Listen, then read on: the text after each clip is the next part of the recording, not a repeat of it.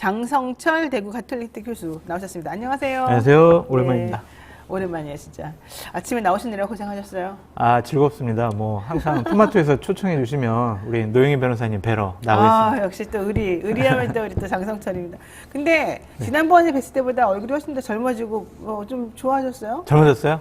수염은 조금 특이한데 그때도 이런 수염이 있었나? 아니, 제가 좀 바뀌었죠, 뭔가가, 외모가. 3주일에 한 번씩 피부과 다니고 있습니다. 그래서 피부가 이렇게 좋아진 거구나. 네. 왜 보셨나요? 다녀요? 네? 왜? 아니, 출연하려고. 아니, 근데 그게요. 그렇게 비싸지가 않더라고요. 그러니까 제가 레이저 토닝 같은 거 봤는데 한 88,000원? 그래서 한 번에? 네. 3주에 한 번 88,000원. 이렇게 투자한다 생각을 하니까 괜찮은 것 그렇죠. 같아요. 뭐 한 번 저녁에 사람들 만나서 밥 한 번 먹을 수 그렇죠. 있으니까. 근데 피부가 정말 좋네요. 그러니까 화장하면 더 좋은데 오늘 아침 화장을 못해서 죄송합니다. 좋습니다. 예, 여러분들 피부에 아끼지 마시고 여력이 되시는 분들은 열심히 사시는 가꾸시면 좋겠네요. 자, 좋습니다. 본격적으로 얘기를 한번 해보겠습니다. 문재인 대통령하고 윤석열 대통령 당선인 뭐 만나네 안 만나네 막 티격태격 계속 그랬는데 결국 대선이 치러지고 나서 19일 만에 청와대 상춘제에서 만찬 회동을 가졌습니다. 네. 2시간 51분 회동이 이어졌다라고 하는데 우선 총평 한번 해볼까요? 화기애애만 했죠. 덕담만 나눴습니다. 웃고 악수만 했습니다. 네. 하지만 그동안 의제로 많은 논란이 불러일으켰던 것들에 대해서는 아무것도 합의를 보지 못했다. 결국에는 그냥 만나는 수준. 국민 여러분 걱정하지 마세요. 저희들 현재 대통령과 대통령 당선인이 만나서 정권 인수인계 잘하기로 했습니다. 그냥 그거밖에 없는 것 같아요. 그래요? 네. 그래도 또 어제 나온 얘기는 용산으로 그 집무실 이전하는 거? 그거 지금 대통령이 뭐 협조해 주기로 했다. 이런 얘기 나오던데요. 근데 보세요. 거기에 나오는 단어가 협조하겠다, 논의하겠다, 이런 거거든요. 협의하겠다. 아무것도 결정이 안 된 거예요. 구체적인 내용은 하나도 없이 네. 원론적인 것만 말했다? 그렇죠. 그러니까 예비 문제 같은 경우도 예비비. 면밀히 검토해서 협조하겠다거든요. 면밀히 검토했는데 이거는 네. 문재인 대통령 임기 동안은 안 될 것 같아요. 라고 하면 어떡할 거예요. 그러니까 아무것도 결정되지 않았어요. 그래서 제가 봤을 때는 문재인 대통령이 뭔가를 좀 책임지기 싫어한 것이 아니냐 그런 생각이 들었고요. 윤석열 당선인도 내가 뭐 굳이 앞으로 40여일 후면 내가 뭐 대통령 되는데 문재인 대통령께 너무 압박을 해서 네. 뭔가를 얻어내야지 네. 그런 생각은 가지지 않은 것 같습니다. 근데 사실 생각해보면 이제 떠나가야 될 대통령한테 뭐 이것저것 자꾸 시킨다는 것도 좀 웃기지 않아요? 그건 월권이죠. 네. 기본적으로 인수위원회는 무엇을 할 수 있냐면 그냥 대통령 당선인이 후보 시절에 얘기했던 여러 가지 정책과 공약이 본인이 임기가 시작이 되면 어떻게 정부의 정책으로 투영될 수 있는가. 그것을 그냥 차분히 준비하는 게 인수예요. 근데 인수위는 막 점령군 같아요. 무서워 죽겠어요. 아주. 그러니까 지금 보면은 제가 이렇게 참 또 윤석열 후보를 좀 비판해야 되는데 네. 이게 참 죄송합니다만 어쨌든 비판할 건 비판해야죠. 인수위에 있는 인수위원이 어떻게 국방부에 가서 방 빼 이런 얘기를 어떻게 해요? 이게 말이 돼요? 원래 그러면 안 돼요? 아니 어떻게 해요? 지금 국군 통수권은 대통령이 갖고 있는 거지. 네. 가장 중요한 국방부 합참 방패. 네. 너희들 저기 합참으로 가고 합참은 남태령으로 가고. 네. 이게 말이 되냐고요. 이거는 말도 안 되는 일이 벌어졌어요. 근데 단독으로 어젯밤에 나온 기사가 하나 있더라고요. 김부겸 총리가 또 약속을 해줬다면서요. 근데 약속을 하는데 그걸 어떻게 할 거예요? 근데 문재인 김부겸 대통령 총리가 할 수 있는 건가? 그러니까 문재인 대통령의 지시가 없으면은 이건 네. 이루어질 수가 없습니다. 그러니까 나는 좀 그것도 좀 이해가 안 가긴 안 갔어요. 그러니까 저는 이런 생각이 있어요. 기본적으로 인수위와 윤석열 당선인이 월권을 해서 네. 여러 가지 무리한 요구를 한 것은 맞는데 네. 또 그렇다고 문재인 대통령과 청와대에 있는 참모들이 공개적으로 윤석열 당선인이 가장 현재 중요하게 생각하는 집무실의 용산 이전을 공개적으로 막 반박을 하고 이건 말도 안 된다. 우리 협조 못 한다. 라는 식으로 공개적으로 나온 것도 좀 부적절한 것 같아요. 그건 원활한 정권 인수인계가 아니잖아요. 네네네. 반대를 하면은 차분하게 통로가 있으니까 네네. 장제원 비서실장, 이철희 정무수석이 우리가 좀 검토해보니까 이거는 이러이러한 문제점이 있으니까 좀 스텝 좀 조절해라. 좀 천천히 해라. 라고 얘기할 수 있었는데 네. 청와대에서 그냥 반박을 해버리니까 신구 정권의 갈등 국민들 불안하잖아요. 그러니까 이것이 청와대에서도 조금 무리한 부분이 있었다라고 평가해 볼 만해요. 그렇군요. 청와대 역시 오늘도 모두각이군요. 아니 다 비판할 부분 비판해. 아니 평론의 생명은 뭡니까? 잘못한 거 다 비판하는 거지. 잘했다고 하면 평론을 왜 합니까? 아 그래요? 안 그래요? 예, 모르겠어요. 아니 잘할 때도 있고 못할 때도 있으니까 상황 맞춰서 해야 되겠죠. 자 좋아요. 자 일단 그래도 나는 안 만날까? 결국 안 만나고 끝나나? 이랬는데 결국 만나긴 만났으니까. 그렇죠. 지난 주말에 김부겸 총리가 네. 윤석열 당선인을 만나서 그래도 좀 청와대에서 문재인 대통령께서 만나자고 하면 만나시라. 네. 안 그러면 국민들이 불안해한다. 네. 그걸 윤석열 당선인이 받아들였다라고 이제 보도가 나왔는데 네. 안 만나는 게 말이 안 되죠. 어떻게 안 만납니까? 그러면은요 자칫 잘못하면 윤석열 당선인이 대통령 되고 나서 문재인 정권에 대해서 감정이 안 좋을 수 있다. 네. 그러면은 그저께 송영길 대표가 양산에 네. 문재인 대통령 사절을 바라보면서 했던 정치 보복의 악순환을 끊어야 됩니다라고 얘기를 했잖아요. 네, 그랬죠. 자칫 잘못하면요 전임 정권의 불법과 비리 문제에 대해서 시스템에 의해서 합리적으로 조사한다라는 명목 하에 또 정치 보복이 나올 수가 있다. 그러니까 잘 지내는 게 좋아요. 근데 뭐 이미 점조가 좀 시작된 거 아닙니까? 있어요. 동부지검에서 산업자원부 3년 동안 캐비넷에 묵혀놨던 사건 갑자기 막 줄줄줄 꺼내고 압수수색하고 삼성도 그렇고 왜 그럴까요? 박봉계 장관 말씀이 맞는 것 같아요. 참 발빠른 것 같은데 검찰은 또 그만한 또 이유가 있더라고요. 뭐예요, 왜냐면 이유가? 환경부 블랙리스트와 관련해서 대법원에서 이것은 문제가 된다, 죄가 판결 난 거 된다 보고?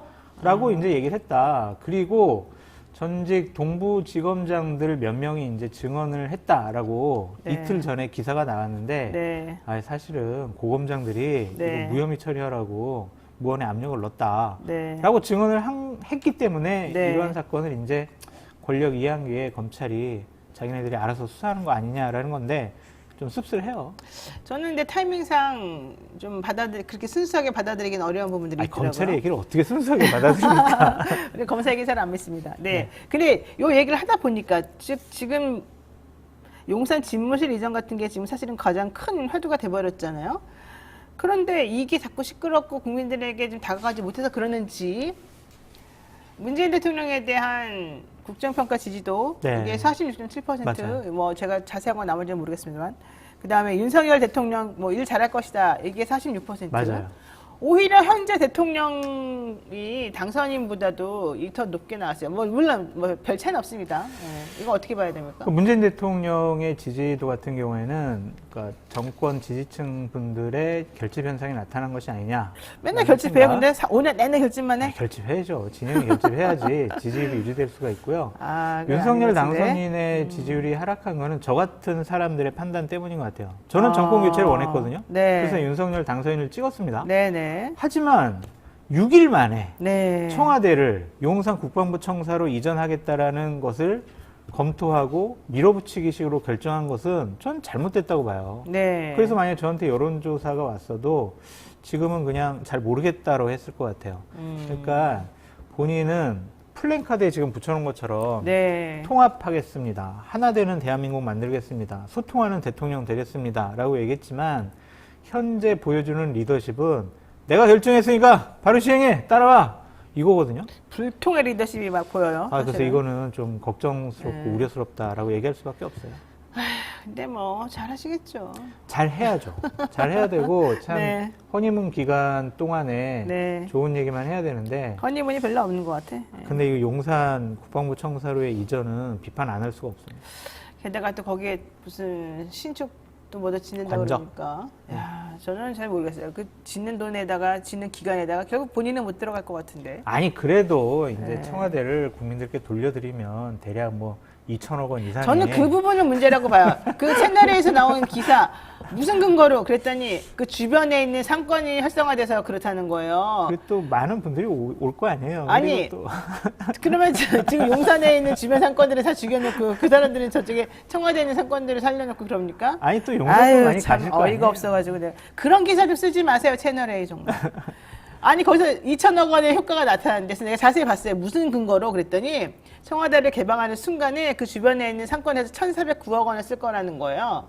1,409억 원이라고 아주 구체적으로 나온 것도 저는 이해가 안 가지만 그렇게 따지면 이쪽에 있는 거에다가 상권 잘 만들어가지고 하면 오히려 2천억도 더 쓰겠네. 아 근데 사실 무슨 저는 근거로 그런 말을 하는 거야? 2천억 원이라고 해가지고 왜 이렇게 작게 잡았지라고 생각했어요. 대략 한 1조 2천억 뭐 이 정도 저는 생각을 했는데. 아이고 참요. 근데 유무형의 여러 가지 뭐 좋은 점들은 있을 거예요. 뭐 그래요? 많은 국민들 네. 올 거고 외국 관광객도 구경하고 또한 불통 제왕적 대통령제의 상징인 청와대를 국민들에게 돌려드린다라는 그런 상징적인 의미는 있을 것 같아요. 그 청와대를 이번 대통령은 쓰지만 다음 대통령이 만약에 나 돌아갈래 그럼 어떻게 됩니까? 그럼 개방해가지고 벙커 다 보여주고 이것저것 다 열린 다음에 다시 또 문 닫고서 그럽니까? 아니 그러면 그래서 이제 여기가 어디 다 할 텐데? 용산에 집무실 마련하면 되겠죠. 아니, 그러니까 용산에 집무실 마련. 아니 너무 비판만 하지 마십시오 지금. 하는 거야 지금. 대략 25일밖에 안 지났잖아요. 좀 기대도 하고 좋은 얘기도 해주세요. 아니 기대를 안 할 수가 없으니까 그렇죠. 좋아요. 뭐 어떻게 싫으시니까 내가 알아서 할게요. 자. 두 번째 질문 한번 해볼게요. 이명박 전 대통령 사면을 요구를 강력히 할 거냐 말 거냐, 뭐 국민화합 통합 어쩌고저쩌고 하면서 한마디도 안 나왔다면서요. 윤석열 당선인이 꺼내지 않았을 것 같아요. 왜 그랬을까요? 의제에 대한 조율은 안 했지만, 네. 뭐 장제원 비서실장이 뭐 요러요러한 부분에 대해서 청와대나 문재인 대통령의 생각은 이런 것 같습니다.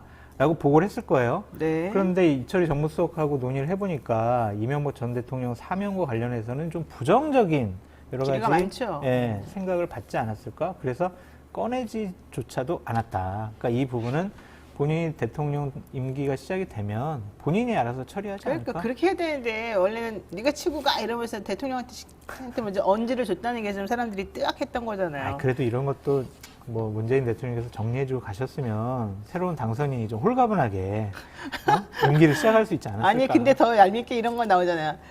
김경수 정경심을 거기다 탁 갖다 붙여가지고 그러니까 결국 못해주게 만드는 거 오늘 아닙니까? 권성동 의원이 좀 잘못 왜 얘기하신 그러는 것 같아요. 거야? 그러니까 이 사면권을 거래와 흥정의 대상으로 그러니까 삼아버렸는데 그게 됩니까? 좀 부적절한 것 같아요. 좋아요. 자 어쨌든 간에 우리 또 장성철 교수님의 말을 들었나 봐요. 우리 문재인 대통령이 어제 집무실 이전 문제 거론된 것에 대해서 대통령 협조하겠다라고 원론적인 수준에서 원론이죠. 거다 네. 이렇게 지금 얘기가 되고 있습니다. 자, 이 얘기도 한번 해보죠. 이준석 대표. 아, 이제 이준석 대표는 그냥 갈라치기 대마왕이라고 불러야 되나요, 우리가? 자기는 갈라치기 안 했다잖아요. 무슨 갈라치기를 안 해? 우리가 다 보는데 내가 해석을 잘못하나? 그 인식이 좀 부정적인 인식을 갖고 계신 거 아니에요, 지금? 노영희 누구에 변호사님. 대해서요? 노영희 변호사님이 이준석 네, 대표에 객관적이지 대해서 않아요, 나는? 네, 지금? 좀 주관적인 것 같아요. 왜요? 이준석 대표가 지금 갈라치기 하고 있는 건 아니에요? 이준석 대표는 본인이 각종 언론에 나가서 내가 남성과 여성을 갈라치기 한 사례를 얘기해 보세요. 뭐가 있어요? 그 사람들이 다 비웃었잖아요. 비웃어도 본인은 그렇게 생각하고 있으니까. 그건 그러니까 그분이 잘못이지 내 인식은 똑같다는 거예요. 알겠습니다. 자, 요점은 이겁니다. 이준석 대표 지난번에 그 남성, 여성 2030 뭐 전부 다 갈라치기 사실 했잖아요, 본인이. 그래서 진중권 교수가 그거 지적하니까 내가 언제요? 팔짝팔짝 뛰었다. 이게 기사까지 나왔어요. 맞아요. 그럴 정도면 본인이 갈라치기 한 게 맞아요. 근데 이번에는 또 전국 장애인 차별 철폐 연대 전장연이라고 합니다. 그 본인의 지역구 관리하던 지역구겠죠. 4호선 라인이 이제 쭉 다니는 그쪽에서 이분들이 지금 그 휠체어 이렇게 타고 리프트 타고 이동할 수 있는 그런 것이 자꾸 망가지고 다치고 그러니까 좀 이걸 제대로 해달라라고 한 요구를 했었었는데 이거를 지금 안 해주는 바람에 사실 이거 옛날부터 안 해줬었어요. 그 오세훈 시장 시절부터 시작해가지고 그다음에 근데 박원순 그걸 왜 안 해요? 그러니까 이게 망가져서 네. 엘리베이터를 100%를 다 해달라는 거였나 봐요. 근데 아마 이게 예산이 좀 시설이나 예산이나 이런 게 좀 안 맞았겠죠. 공간이나. 그래서 그거를 다 안 해준 건 아니고 해주긴 해줬는데 좀 부족하게 해줬다. 그래서 이걸 좀 제대로 해달라는 게 이제 이분들의 주장인데 이제 그러다 보니까 출퇴근 시간이 가장 효과적이죠. 워낙 말들을 들어도 해도 안 해주니까. 그랬더니 이제 오랫동안 불편을 호소하겠죠, 사람들도. 그러니까 어제 한마디 한 거죠. 비문명적 관점으로 불법 시위를 지속하고 있다. 그러니까 또 여기 대해서 같은 당 김예지 의원. 김예지 의원은 시각장애인입니다. 책임을 통감한다. 미안하다. 그래서 무릎을 꿇었단 말이죠. 자, 이런 상황 어떻게 보세요? 이준석 대표가 전장연에 대해서는 좀 다른 생각을 갖고 있는 것 같아요. 그러니까 순수한 장애인의 인권 옹호를 위한 단체가 아니다라고 생각을 하는 것 같습니다. 정치적 의도를 보는 거예요? 그렇죠. 그러니까 예를 들면은 이분들이 했던 일들을 보면 정치적인 부분에 있어서 상당히 보수 우파 쪽과는 반대되는 쪽에서 입장에서 네. 본인들이 주장을 얘기했다라고 볼 수밖에 없어요. 그러니까 내란선동으로 9년을 받았던 이석기 씨에 대한 석방을 강하게 주장을 했었고, 작년에 11월 달에 반민자주대회라는 게 있었거든요. 거기서 주장이 미군 철수, 한미동맹 해체예요. 여기에 주체하는 중요한 주체 관계라고 봐야 될 것 같아요. 주체를 하는 한 30개의 여러 단체 중에 이름을 올렸어요. 네. 그러니까 이분들이 순수한 장애인 인권 옹호 단체가 아니다라는 기본적인 생각을 갖고 있는 것 같고, 네.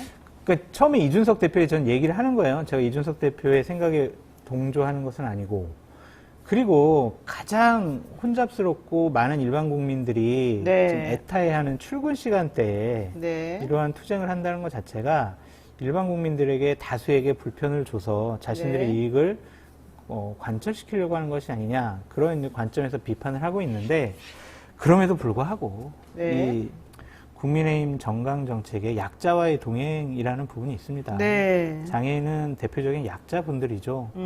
이분들이 불편하고 어려움을 호소하면, 정치 지도자라면 네. 앞으로 40여일 후면은 집권 여당의 당대표가 될 뿐이잖아요. 네.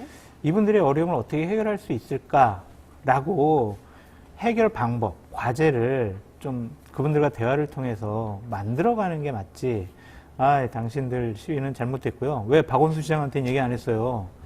이런 식으로 그때도 얘기했는데. 얘기했죠. 25차례가량 얘기했다고 하시더라고요.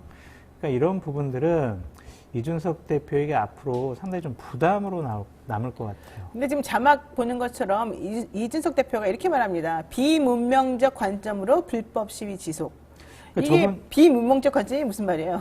그러니까 이게 다른 사람들에게 불편을 줌으로써 우리들의 주장을 관철시키겠다는 것이고, 그런 정도의 수준이 아니잖아요. 기본- 비문명적 관점이. 지금 이런 거죠. 출퇴근 시간에 장애인 휠체어를 그 전동차 출입문에 대놓고 목숨을 담보로 지금 투쟁을 하고 있다라는 건데, 그렇게 저렇게 절실하게 요구하는 부분에 대해서 여당 당대표가 될 뿐이라면 좀 대화하고 타협하고 좀 얘기 그러니까 들어보고 해결 방법 찾아야죠. 여당 당대표가 장애인들이 시위하는 걸 보고 비문명적으로 시위한다. 니네가 말로 안 하고 왜 몸으로 싸우냐 지금 이 얘기잖아요. 왜 실력 행사하느냐 저런 말 하는 것 자체가 저는 이해가 안 가고, 여기에 대해서 그래서 김예지 의원이 말한 게 있어요. 자료 한번 볼까요? 여러분 정말 죄송합니다. 헤아리지 못해서 죄송하고 공감하지 못해서 죄송하고, 또 적절한 단어 사용이나 적절한 소통을 통해서 여러분과 마음을 나누지 못해서 정말 죄송하다는 말씀 정치권을 대신해서 제가 대표로 사과드립니다. 정말 죄송합니다, 여러분.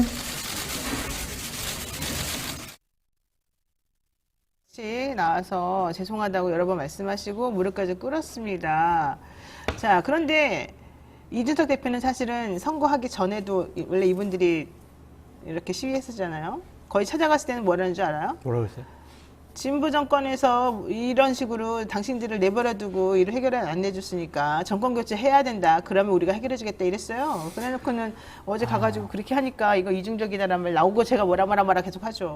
그러니까 이준석 대표가 재기발랄하고 아주 말도 잘하시고 머리도 똑똑한데, 이렇게 좀 인간적인 부분을 보충을 했으면 어떨까라는 좀 생각이 듭니다. 네. 그 민주당의 이상민 의원이 대표적으로 국회에서 휠체어 타고 네, 다니시잖아요. 휠체어 타고 다니시죠. 예. 어제 좀 아픈 말씀을 좀 하셨더라고요. 그래요? 뭐라고 하셨어요? 그러니까 좀 인간이 되라 이런 식으로 말씀하셨는데, 그런 부분에 대해서 내가 논리적으로 저 사람들한테 밀리지 말아야지, 말싸움에서 지지 말아야지, 그런 생각보다는 이제는 당대표가 됐잖아요. 네. 그리고 다음번에 대선에 출마하려는 중요한 정치인이 돼버렸잖아요.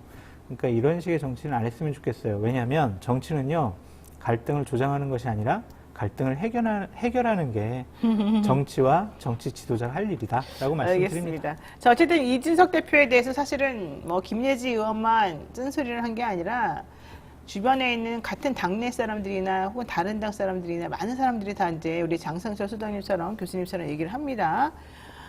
이런 발언들이 지방선거에 부정적인 영향을 미칠 수 있다. 뭐 이제 이런 얘기까지 나왔죠. 그러니까 해명을 했어요. 당 차원이 아닌 개인 자격으로 하는 이슈 파이팅이다. 아니, 당대표가 개인 자격으로 하는 이슈 파이팅이다. 그러니까 정민경 최고 또 한마디 하죠. 왜 하필 장애인 단체를 상대로 이슈 파이팅을 하나? 이거 그러니까 어떻게 봐야 돼요? 약자는 보호해야지 그렇죠. 약자를 공격하는 것은 아니다라고 말씀을 드려요. 그러니까 네. 이분들의 주장에 대해서 무리한 것이 있으면 들어보고 그 네. 부분을 설득을 해야죠. 네. 그리고 이분들이 필요한 것들이 있으면은 네. 정부와 그리고 뭐 관계 단체랑 협의를 해가지고 네. 해결 방법을 찾아야죠. 알겠습니다. 그러니까 말싸움하는 것은 옳지 못하다라는 생각입니다. 좋아요. 그런데 인수위가 또 전장현 출근길 시위현장을 찾아가겠다고는 하는데 그냥 찾아만 가고 끝입니까? 뭐. 근데 이 부분에 그렇습니까? 대해서는 저는 좀 다른 생각이 있어요. 네. 과연 이 부분이 인수위에서 해결해야 될 문제인가? 라는 좀 생각이 있어요. 이것은 지자체에서 해결해야 될 문제거든요. 그러니까 예를 들면 지하철역에다가 장애인 전용 엘리베이터를 설치한다라는 것이 과연 네. 국정과제인가라는 좀 생각이 듭니다.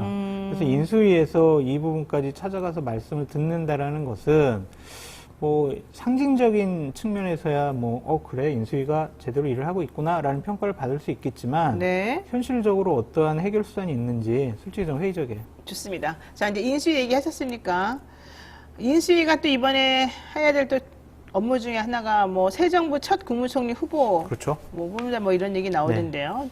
안철수 총리는 물 건너 가고 있습니까? 어떻습니까? 저는 이거는 안철수 인수위원장의 결심에 달려 있다고 봐요. 아, 그래. 나는 무조건 해야 되겠다. 난 저 국무총리 할 겁니다. 어. 다른 사람 절대로 언급하지 말고 검토하지 마세요. 네. 이러면은 네. 윤석열 당선인이 안철수 인수위원장을 국무총리 안 줄 수가 없다. 라는 생각이 드는데 기쁜 마음으로 줄까요? 그냥 좀 마지못해 줄까요? 인수위원장 줬으면 됐지. 무슨 또 국무총리까지 달라고 그래. 아, 욕심이다. 네, 근데 또 윤석열 당선인도 후보 시절에 해놨던 얘기들이 많아가지고 예를 들면은 디지털 플랫폼 정부를 안철수 후보께서 맡아주세요 라고까지 얘기했잖아요. 네, 그건 무슨 뜻이었어요? 국무총리 해달라는 거죠. 그리고 안철수 과기부총리 얘기가 나오던데. 근데 정부를 맡아달라고 한 거니까 이거는 총리라고 봐야 될 것 총리라고 봐야 같고요. 된다? 네. 안철수 위원장도 이제 단일화하면서 네. 행정경험 하고 싶어요 없다. 라고 했잖아요. 네. 몸값이 너무 높아져 버렸어요. 그래서 그냥 과학이 부총리 정도로는 성이 안 찰 것 같다라는 생각이 들고요. 제가 봤을 때는 경제형 인사에 대해서 어제 대변인이 자꾸 얘기한 거를 보면은 안철수 위원장을 안 주려고 에드벌런 띄우는 것 같아요. 그래서 그러니까. 안철수 위원장 반응을 보는 것 같은데 아직까지는 지금 묵묵부답이거든요. 윤핵관들이 또 그러잖아요. 너무 그러면 욕심이 많다. 계속 옆에서 공부를 떼잖아요. 그렇게 하지 말라고. 사실 그거 아세요? 20일 전에 그 윤석열 당선인, 김기현 원내대표, 이준석 대표, 그다음에 또 누구더라? 정진석 의원 네, 이렇게 네. 네 분이 만났어요. 주말에 저녁을 어떠셨어요? 먹은 적이 있어요. 저녁? 네. 저녁을 먹으면서 거기서 국무총리와 관련해서 윤석열 당선인이 중요한 얘기를 하셨대요. 그러니까 뭐라고? 거기서 대략적이 흘러나온 내용은 네? 안철수 위원장은 국무총리 아니야 라는 얘기를 해서 그게 소문이 났나 봐. 그 다음 날 네. 권성동 네. 윤핵관 중에 핵관 네. 그분이 욕심. 욕심 부리지 마세요. 이렇게 딱 얘기가 나왔거든요. 약간 그 다음에 또 계속 이런 스텝이 밟아나가요. 경제 총리, 경제를 좀 이렇게 총괄할 수 있는 분 이렇게 나오잖아요. 한마디를 딱 언지를 주면 나머지 사람들이 탁탁탁탁 일을 하는군요. 그러는 것이 아닐까라는 좀 생각이 듭니다. 그래요. 안철수 총리의 단일화가 별로 효과가 없었다고 생각하나 봐요. 근데 효과 없는 것을 위해서 내가 너무 많이 큰 걸 줄 수는 없다. 이겁니까? 그런 것인지 아니면은 총리를 하는 게 부적절하다고 생각하는지. 근데 솔직히 윤석열 당선인이 좀 부담이 될 것 같다는 생각이 들어요. 그러니까 안철수 위원장이 총리가 되면은 본인의 꿈은 뭐겠어요? 그 다음번에 대통령 선거 아니에요. 그러면은 국정의 인재가 아니라 네. 이것은 윤석열 당선인과 좀 국정 운영과 관련해서 여러 가지가 문제가 생기면 따르는 것이 아니라 치고 받을 수 있어요. 본인의 존재감을 나타내기 위해서. 본인도 정치적으로 뭔가를 보여줘야 되니까. 그런 것들에 대한 좀 부담감이 있다라고 또 보고서가 올라가지 않았을까 알겠습니다. 일단 욕심쟁이, 철수는 욕심쟁이 이러는 것 같아요, 지금. 우후후. 자, 민주당에서 지난 25일 본부장 비리 의혹 특검 법안 발의를 했습니다. 이게 이제 소위 말하자면은 윤석열 당선인의 본인, 부인, 장모 이쪽에 관련된 의혹을 특검으로 해결하자라는 거였는데 이 특검법 국회에서 처리될 수 있습니까? 이거는 처리되기가 힘들겠죠. 이건 한풀이라고 저는 생각이 듭니다. 한풀이다? 네, 민주당의 3김이 있죠. 김의겸, 네.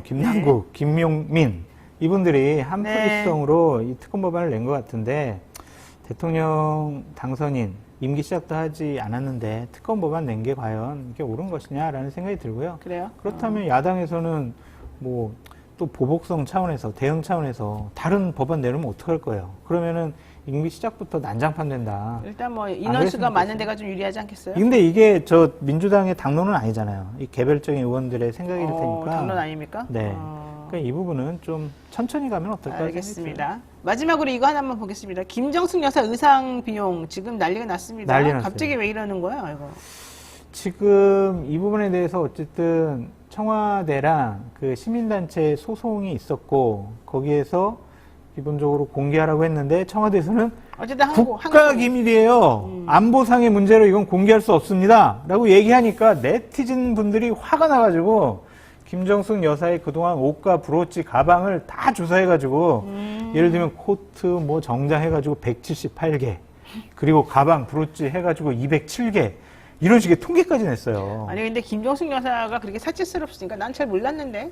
되게 어때요, 보니까? 되게 이제 샤넬이라든지 에르메스라든지 거기 모델들이 입은 옷과 비슷하다라고 그거 네티즌 협찬받았다던데 샤넬 같은 경우는. 그게 샤넬 재킷? 대통령 영부인이 협찬받아도 되는 자리인가 근데 아니 샤넬에서 어쨌든 뭐 그러거나 말거나 이렇게 협찬 한번 입히고 그 다음에 거의 전시해 놨다잖아요, 공항에다가. 아니 그거를 밝혀라라고 했는데 못 밝히겠다고 했잖아요. 그리고 국가 또 나온 것 기밀이라고. 중에 하나가 이렇게 악어로 된 브로치 같은 거 2억짜리 까르띠에 거라고 했는데 물어봤대요, 까르띠에다가. 우리 그거 아니에요, 우리 거 이랬어요. 그러면은 대통령 영부인이 이미테이션을 그래서 합니까? 바로 그거예요. 그래서 네. 대통령 부인이 정말로 비싼 명품을 했다고 하기도 그렇고, 만약에 뭐 꼭 이미테이션 아니겠지. 그걸 꼭 따라서 한 건 아니니까. 모방품. 그러니까 그렇다고 한다면 그걸 모방품이다라고 하기도 그렇고, 이제 이런 부분이 있는 거예요. 내가 개인적으로 생각하기에는. 그러니까 이런 그걸 부분이 함부로 있어요. 밝힌다는 건 쉽지는 않은 것 같아요. 2015년에 문재인 대통령 15년도에 네. 밝히라고 문재인 했었죠. 당 네. 대표 하실 때 뭐라 그랬냐면 특활비 투명하게 공개된다. 무벤발하게 사용되는 거 안 된다. 네. 내가 대통령 되면은 다 투명하게 공개할게요. 그런데 한 번도 공개한 적이 없다. 그러니까 특활비 가지고 결국에는 김정숙 여사의 옷을 사준 거 아니냐라고 이제 공격을 받는 건데 이 부분과 관련해서는 저도 상당히 좀 부적절하다고 생각이 들지만 네. 부메랑이에요. 네. 왜냐하면 네. 박근혜 전 대통령 탄핵 과정에서 박근혜 대통령 특활비로 옷 사 입었지라고 하면서 민주당과 네. 당시에 상대 진영에서는 엄청나게 공격을 했잖아요. 이거 부메랑이에요. 그럴까요? 김건희 업보예요, 업보. 김건희 여사 들고 다니는 가방이 몇 천만 원짜리라던데 김건희 씨 같은 경우에는 네. 자기가 돈 벌어가지고 산 거랑 김정수 여사도 돈 벌었겠죠. 뭘로 돈 벌어요? 아니 남편이 변호사인데 왜 이래요? 아니, 남편 돈 많아요. 대통령 월급이 지금 2천만 원도 안 되는데 그걸 좀 알겠습니다. 어떻게 오늘 사요? 여기까지 하겠습니다. 아, 그 집 식구들 다 4명 다 돈 버는데 왜 그래요? 자, 오늘 장성철 교수 나오니까 너무 재밌네요. 제가 재밌었죠? 감사합니다. 네, 오늘 여기까지 하겠습니다. 고맙습니다. 감사합니다.